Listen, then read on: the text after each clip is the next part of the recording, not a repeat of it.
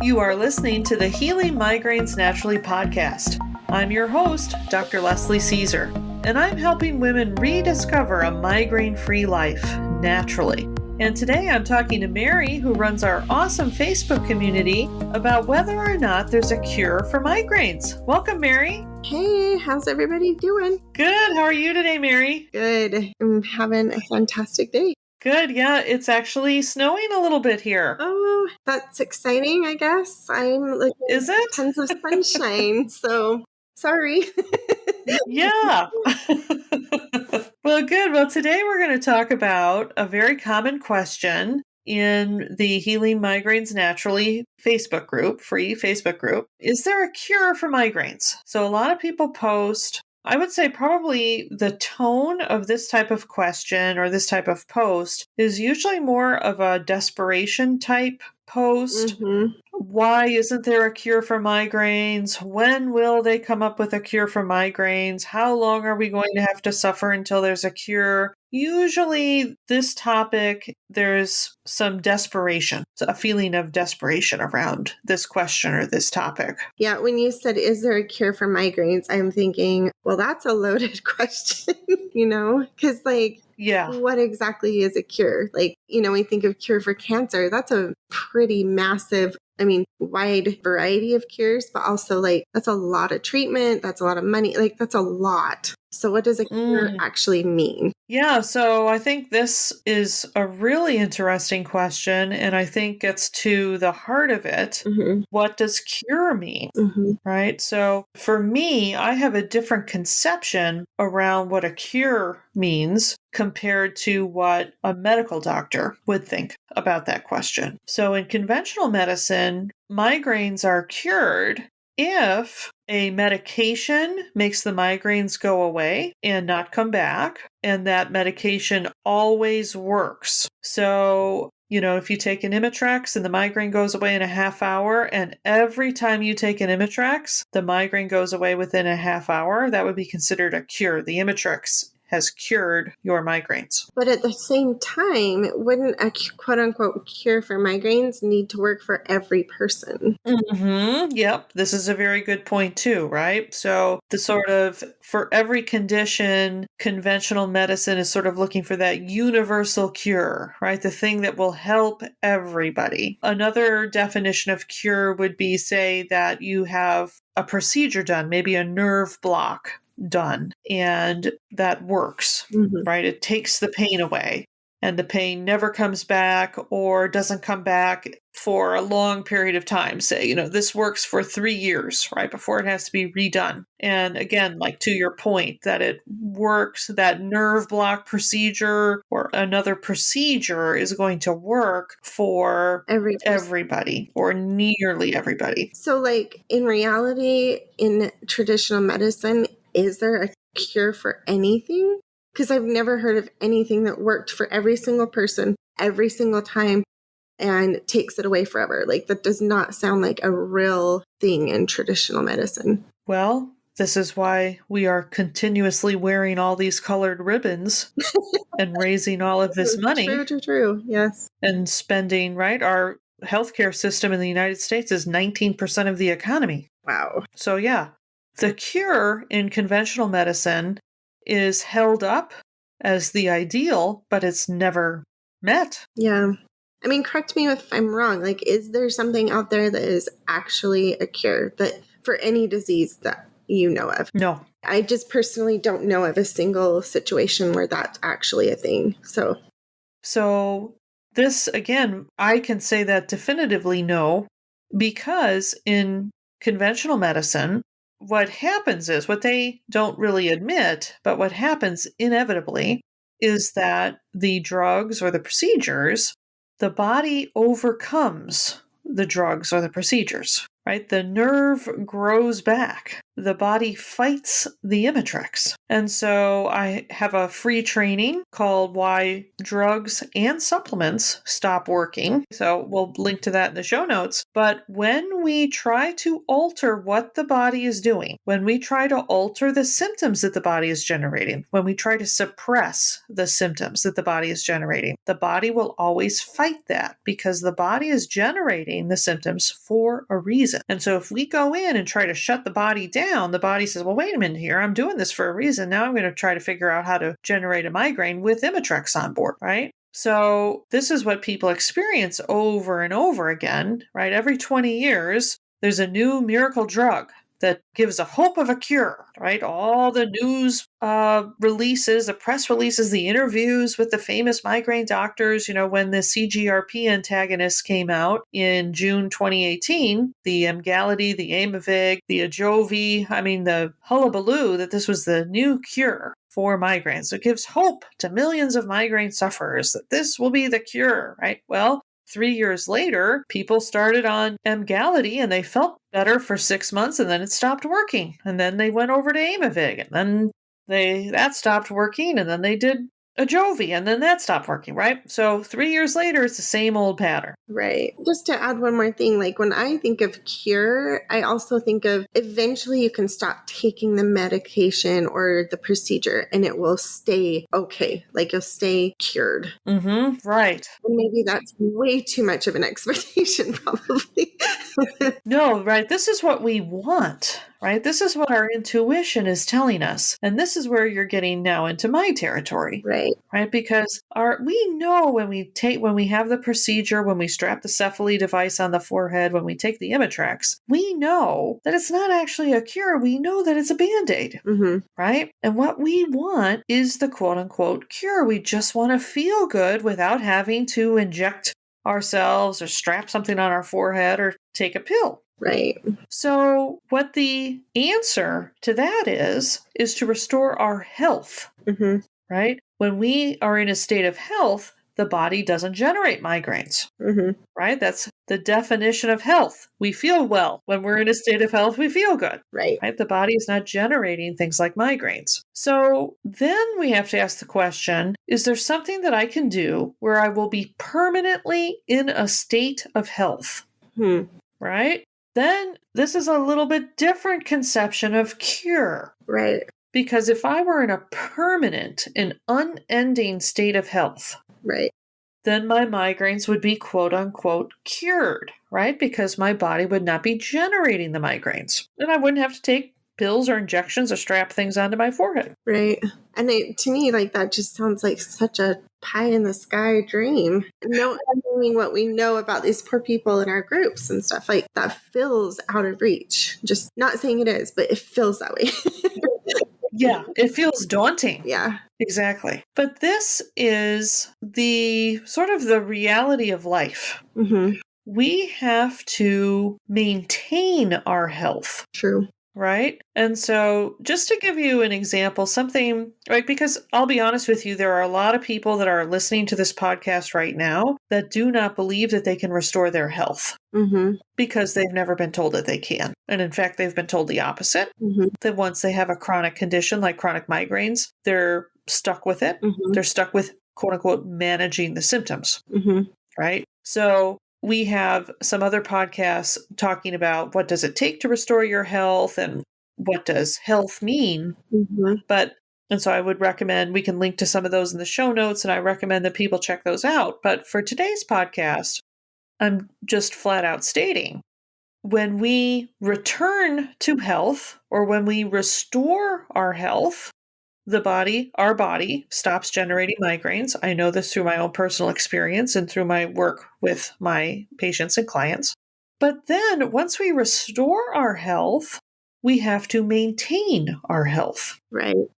And I will tell you, over the years of my healing journey, there have been periods of time where I have not maintained my health due to my own choices, due to either things that I was doing where, I knew I probably shouldn't do this for too long, but I did. And I fell out of a state of health. And then I've had periods in my life where there were things going on in my personal life, sort of on the mental and emotional side, even on the spiritual side of my life, that were so daunting and so overwhelming that I couldn't do the things that I knew that I needed to do to maintain my health. Right. So it's more likely that as humans being, imperfect people that we are, that you're always 100% of the time going to be in perfect health. Is that fair to say? Like, I think of the person who's in like a perfect state of health, perfect health. These are sort of the legendary people throughout time. Jesus Christ, the Buddha, these types of just really extraordinary human beings that walked among us for a short period of time. I don't know about you, Mary, but I'm not anywhere near that. No, I've got a few more things Just a to work couple on. things. So close, though. But I mean, that just kind of goes to we were just talking about perfectionism, and it kind of goes to our perfectionist that please don't beat yourself up if you haven't reached this point of perfect health yet. Well, I will tell you though, too, with my own personal experience and the experience of my clients, we can feel pretty darn good without being the Buddha. Without being perfect. Exactly. I guess that all goes to like when you say cure, I mean, yes, you can get into a state of health where you are feeling really good most of the time. Right. But whether or not that's a perfection thing, we'll talk about it. Yeah. I'm never going to hit perfection, but I tell you what, I'm feeling pretty good today. I don't have any fear that I'm going to have a migraine today. It's not even entering my mind. Awesome. Right. So, and there was a time like it's 2:30 in the afternoon as we're recording this. There was a time in my life when I was getting migraines, and 2:30 in the afternoon, I would literally fall asleep in the cubicle at work. I was so fatigued and tired. And now it's 2:30 and I'm talking to you and I could go for hours. Same. And I guess the flip side of that is, in a way, you've talked about migraines being a blessing because they've signaled you that something is wrong with your body. So, as much as we want to completely avoid them, they all are also serving you in a way. They are, because I can really, really vividly remember the place that I was working at the time that I got help for my migraines, actual healing help for my migraines. And I was working in a corporate environment, in a cubicle environment. And every day at 2:00, I was like, oh, where's the Coca-Cola machine? I'm going to die here. I'm falling asleep. And I would literally, and I was like, gosh, how old was I? 25? I mean, it's. I'm laughing because I'm so attacked right now, Leslie. You're mocking me. Right? I mean, you got a 25-year-old young woman in the prime of her life. I can remember sitting in that cubicle, like holding my fingers over the keyboard, with like my eyes closing, thinking, is anybody going to notice? That's how fatigued I would get every afternoon. But if I wasn't getting migraines too, I wouldn't have thought that much about it. I would have just thought, oh, well, I need a Coke. I'll go get some caffeine, right? But because I was having these excruciating migraines every other day, it motivated me to do something about it, right? Because those two symptoms were connected, right? So anyway, we can feel real good without, like I say, being, in perfect, quote unquote, perfect health. We can feel real good. So we can restore our health. And again, if this is news to people, please, subscribe to this podcast because we go deep into this. But we can restore our health. And when we are in a state of health, we feel good. And then we have to maintain our health, right? And like I say, there are things that we do. So like, for example, my daughter, we're recording this a couple weeks after Halloween. And so my daughter went trick-or-treating and she got a bunch of Oreos for her Halloween candy, like those little 6-pack Oreos. Mm-hmm. I love Oreos. I was like, Leslie, do not do this to me with the Oreos. Leave the Oreos. I was literally like raised on Oreos. So just so you're warned, continue. I know, right? Yeah. Don't go there with the Oreos, right? Yeah. I love Oreos. You dip them in milk. I could eat a whole tray. Easy, right? Mhm, mhm. Now, there was a time in my life where I would not touch those Oreos because I could tell, you know what, I'm a little bit on the line here. Mhm, And to take good care of myself right now, it would be better for me if I don't have those Oreos. mhm, Right now, I can have a few Oreos. Now, if I go out and eat Oreos every day, eventually I am going to fall so far out of health that I'll start getting migraines again. And we all know that Oreos are not a health food. Some of us are in denial. No, just kidding. Right. Earth shattering news here, right? But maintaining our health, Yes. right? When we are restoring our health, it would probably be in our best interest to avoid things that are really not health supporting, Mhm. right? And then to maintain our health, this is sort of the little bit of dance that we do with ourselves, right? Because a life without Oreos dipped in milk is not worth living, I agree. right? Yeah. So, maintaining our health means checking in and caring enough about ourselves to say yes to Oreos when we can and say no to Oreos when it would be better for us not to. And I love the way you worded that because I mean, I come from a lot of diet history and we have so many negative ways that we talk to ourselves about that. I can't have that. And it's so punishing and it's so demoralizing. But the way you worded it, like, this would be better in order to take good care of myself, it would be better not to today. And I just love that. Hmm. So, to give an example of my recent life experience, again, we're recording this in November of 2021. And so, November of 2020, by the time November 2020 came around, I mean, it was a stressful year, to say the least, A right? little bit. Just a touch, right? Yeah. And so, Thanksgiving, we had Thanksgiving, and my mom is an excellent baker. And who doesn't? I mean, I love pumpkin pie. That's like one of my favorite pies. And so we went into Thanksgiving and I had all of the Thanksgiving, all of the stuff. Right. And then as we got into December 2020, I started to feel, because again, I'm tuned in to where my state of health is. And when I work with my clients, I help them cultivate this too, right? Because if we can tune in to where we are, it's easier for us to take care of ourselves.